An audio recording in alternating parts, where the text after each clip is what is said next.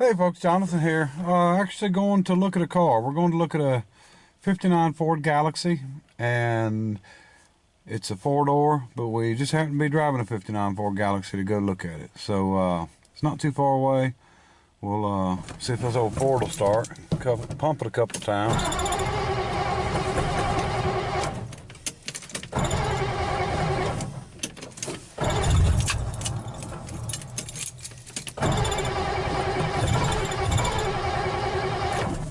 Oh, nature.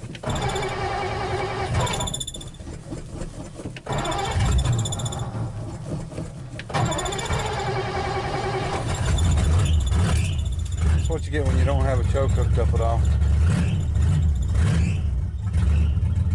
It's kind of cold out there. And it's been 3 or 4 days since I've started it. I was driving the International. Anyway, so we're going to roll on. We'll see if I can maybe get a video of it. Look, y'all sit down. We got these seatbelts in here.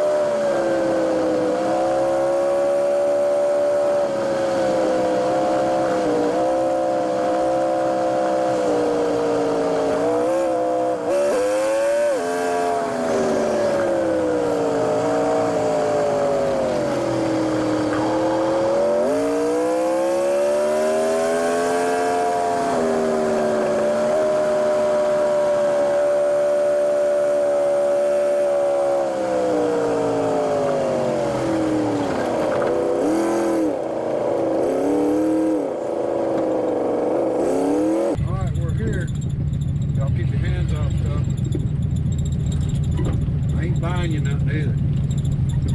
Alright folks, did not get any video of the car while I was there, but I bought the car, so I'm on the way to go pick it up. It's in good shape for what it is. Like I said, it's a 59 Ford Galaxie 500 or Fairlane 500 Galaxie, same thing as mine, but a four-door. Now, they told me that they had somebody from East Coast Classics come look at it, which is a big antique car sale place in Lillington, North Carolina, and they run a lot of high-end, muscle cars and stuff. But why they would go look at a four-door, I don't know. But they told them that everything was original on it. But I opened the hood, and it has what looks to me a 351 Windsor. The intake manifold didn't look narrow enough to be a 302 or 289 or 260, so I think it's got a 351 Windsor. Anyway, we're going to get it picked up and we'll do a little walk around of it and see what it looks like. Alright? Okay, one of my towing videos I'd done a long time ago, I come up here and move some cars around for these people. This car here was left in storage. Guy paid the first month and never paid again. And they've done the legal paperwork here in North Carolina to get a title. So they're legally able to sell it to me, and I will legally get a title in the mail. Well, I don't think the mail, I think I'll have to pick it up from here once I get everything done, and then I'll have to send it in and get it in the mail. But so there will be a title with this car. That's the good part. And so we're gonna get her loaded up. Well, there she is. Really solid car. Four-door, but a solid one.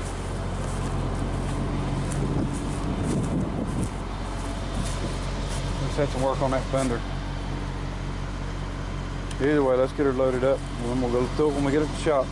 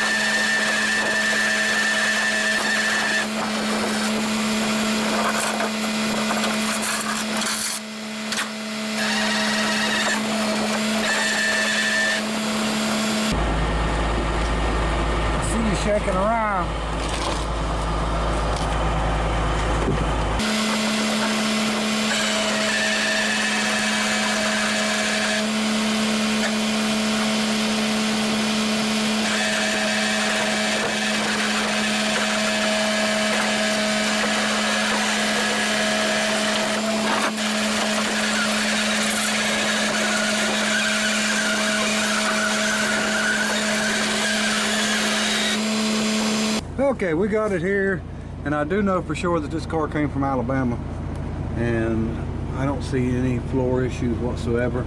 I don't see any trunk issues whatsoever. It's in really good shape. Looks like a C4. Yeah, they had told me that had the original engine transmission, of course, but it don't. So, not bad. Exhaust is terrible. I don't know who or what they welded it with. Looks like maybe they tried to braze it or something. But it's broke loose up front off the exhaust. So downpipes need replaced. I don't know about the rest of it, but definitely gonna have to have some downpipes. Anyway, everything looks good. Looks like it's got some new brake lines on it. I know that this was on the road in 2010, so it hasn't been sitting forever like most of my stuff. And the only thing that's really missing on this car, in comparison to what I usually deal with, is the rust. Really not any rust. I mean, don't get me wrong, there's a little Bondo in it, nothing major. And they done some really stupid stuff, like drilling holes through the stainless trim.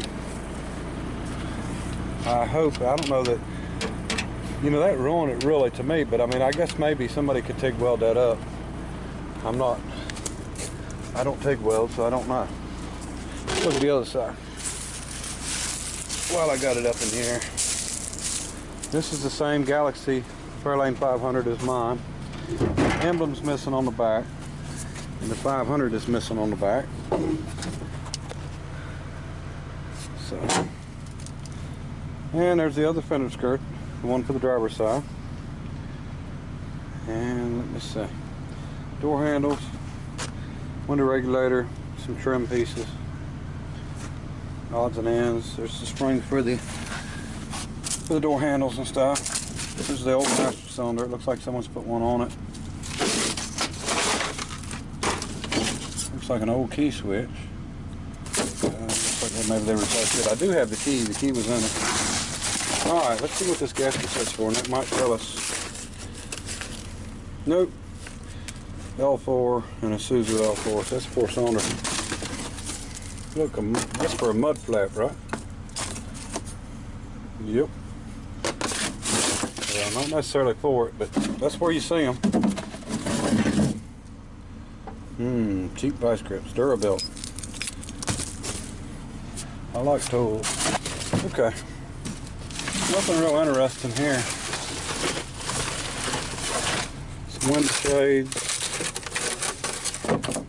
Yeah, at least we don't have a bunch of rust, right? So the trunk's not latching. Door exhaust, looks like they cut it off with a torch.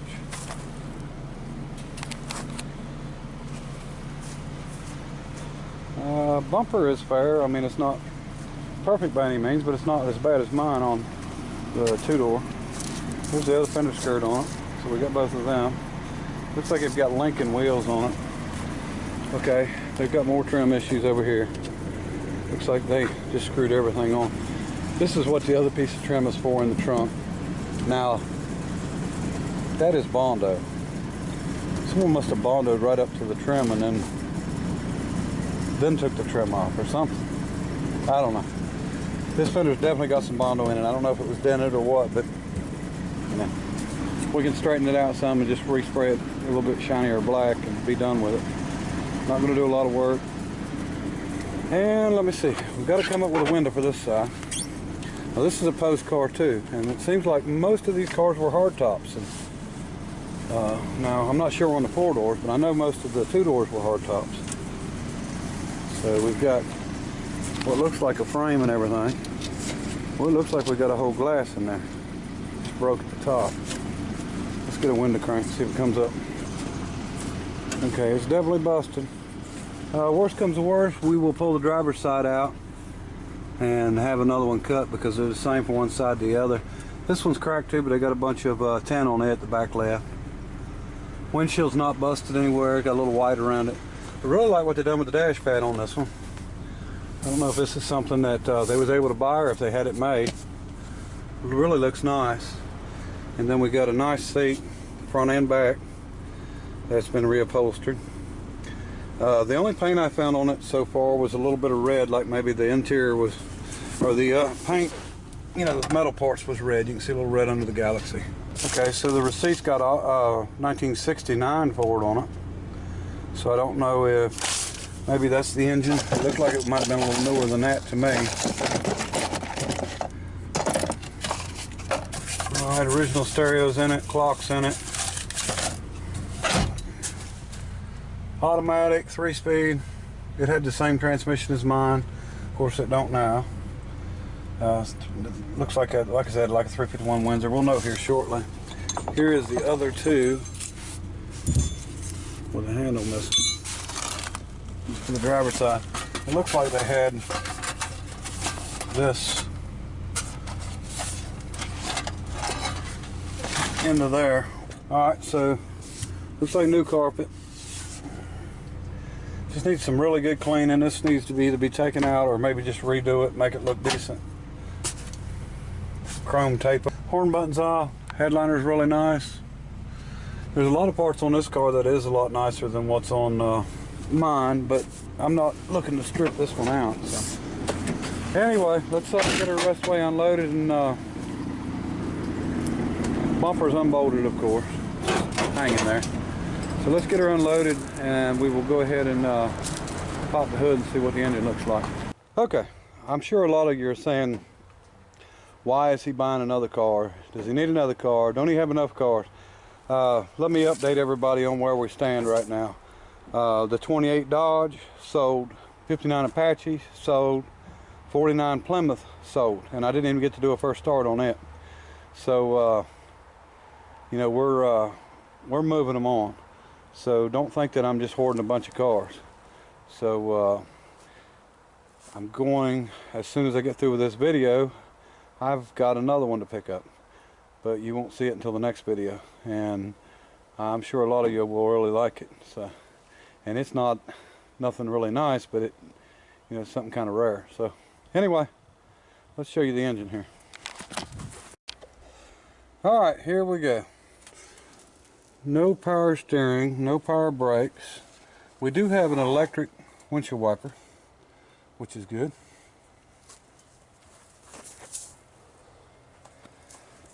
We have got a small block Ford. I think is a 351. I didn't pull the air cleaner and look at the intake or anything. I just knew when I opened the hood it wasn't the engine that goes in it.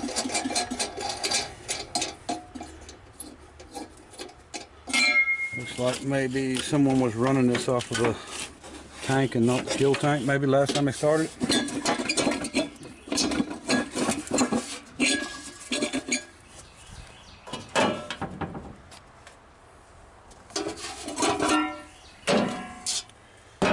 Yeah, that's definitely a Windsor, not a 302. The intake's too wide. So it had a nut filter, but well, it had part of the nut filter. It had the case with the nut filter, but the actual nut filter was missing. And you can see all the bugs and stuff in there. So air filters are nice. I like this. We got vacuum leak.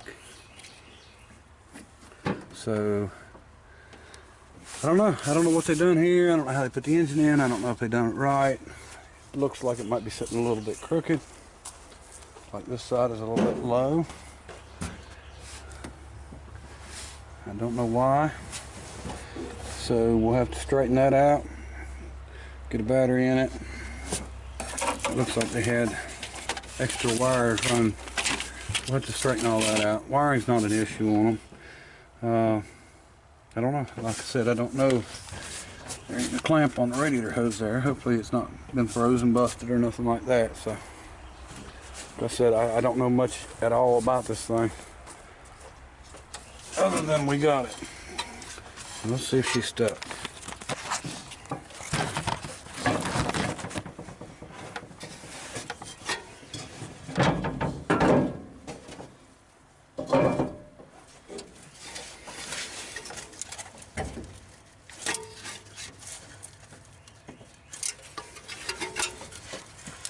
Nope. Okay. She turns. Don't surprise me. I didn't think it was going to be stuck. Let me see. Check the oil out. Sure there's no water in it. Yeah. It's good oil. A little dark. A little dirty. So we've got to definitely figure out what's wrong with the motor mounts, why this engine's leaning over this way. It looks like maybe they got some patching done on the exhaust manifold right there. That's falling off. There's a crack on the exhaust manifold. So I might have a set of headers that'll fit this thing. Pretty sure I do. I think I actually got a set of stainless headers that would work, that dump out toward the back. Let's see what the other side looks like.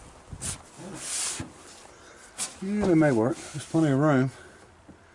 We've got to work on the exhaust anyway, so we may do that. Okay, well anyway, here's another one.